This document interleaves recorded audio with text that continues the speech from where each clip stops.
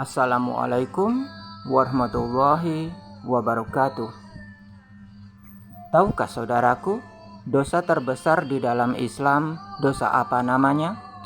Mungkin ini adalah sebuah pertanyaan yang sangat sederhana.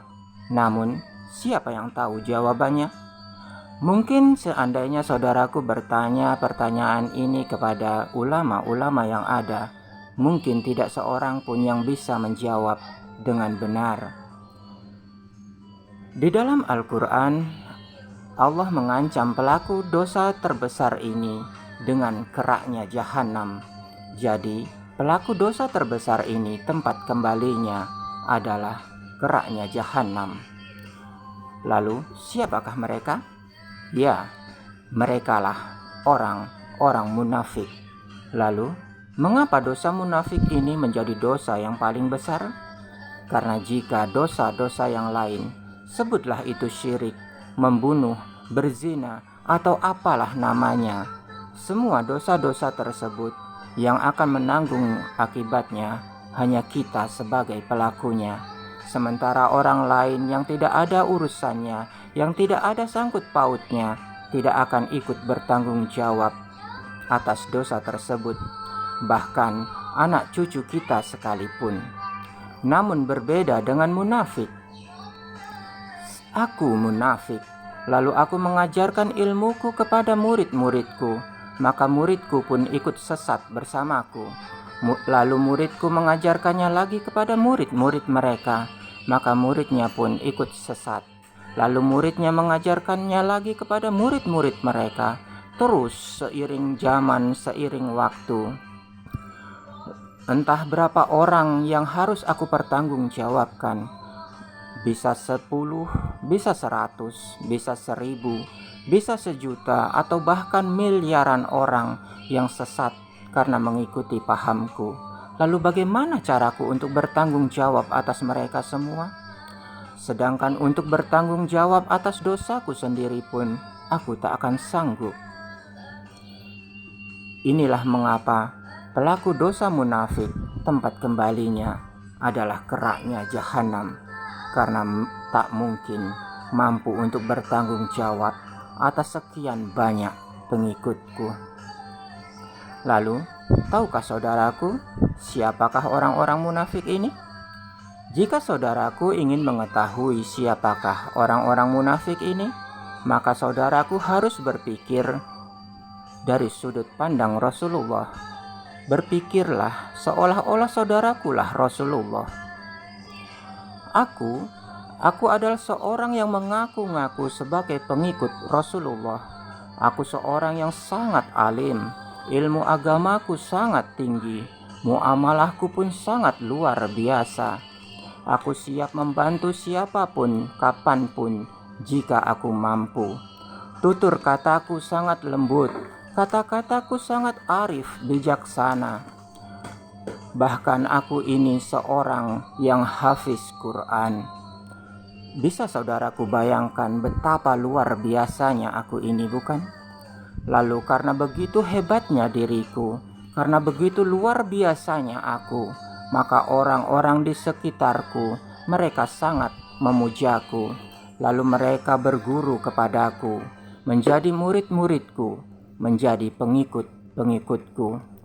Lalu aku mengajarkan kepada mereka suatu amalan yang tidak pernah diajarkan oleh Rasulullah. Lalu aku adakan amalan tersebut, dan murid-muridku menerimanya dengan penuh sukacita dan penuh kebanggaan.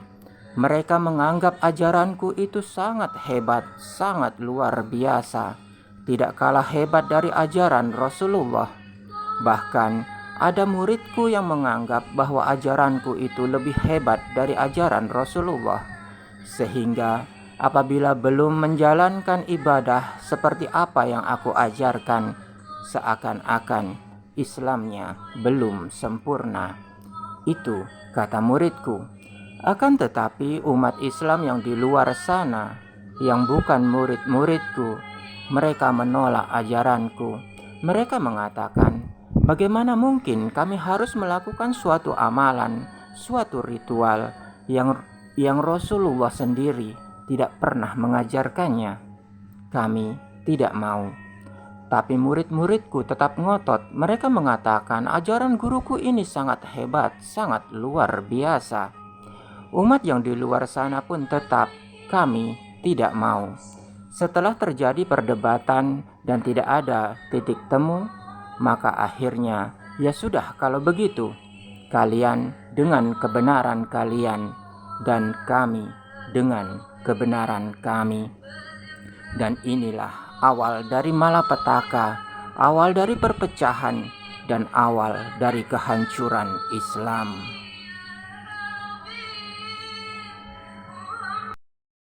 Lalu pertanyaanku kepada Rasulullah, wahai Rasulullah, relakah Anda, ikhlaskah Anda melihat agama yang telah Anda perjuangkan dari nol, yang Anda telah merubah umat dari zaman jahiliyah menjadi umat dengan akhlak yang paling mulia sepanjang sejarah, umat yang Anda jaga persatuannya, lalu dengan mudahnya aku cerai beraikan mereka, aku pecah belah mereka. Relakah Anda melihatnya, wahai Rasulullah? Wahai Rasulullah, masih sudikah Anda mengakui aku ini sebagai pengikut Anda setelah nyata-nyata aku merusak agama Anda?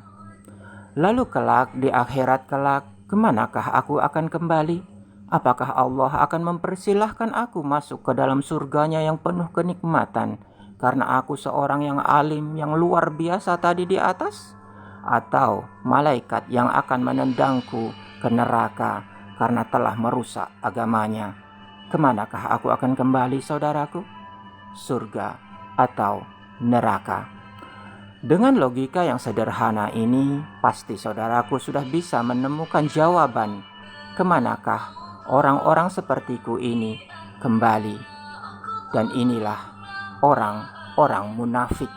Lalu, masih pantaskah orang-orang munafik sepertiku ini saudaraku bangga-banggakan, saudaraku agung-agungkan? Sungguh saudaraku, orang-orang munafik ini tempat kembalinya adalah keraknya jahanam, karena dosa mereka terhadap Islam sudah sangat luar biasa besar, saudaraku. Karena merekalah perpecahan dan kehancuran agama ini terjadi, sehingga kita tercerai-berai seperti saat ini. Wahai saudaraku, berpikirlah, dan berpikirlah. Wassalamualaikum warahmatullahi wabarakatuh.